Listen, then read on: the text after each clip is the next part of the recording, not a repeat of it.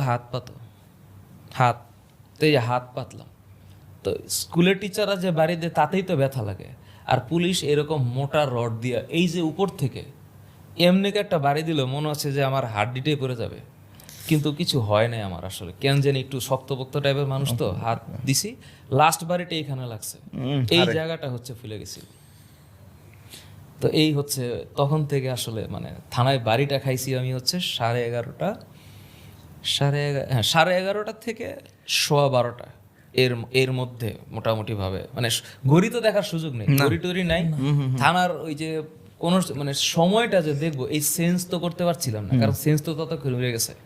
ঘড়ির দিকে তাকায় টাকায় দেখি যে 12:20-25 বাজে। এটা কেমনে ফিল করছি, যখন মায়েরা টেরা অনেক কিছু করার পর হাজতে ঢুকাইলো, তখন জোহরের আজান দিছে, তার মানে তখন 1:45 বাজে। তো আন্দাজ করে নিছি যে এর মধ্যে 20-25 মিনিট গেছে।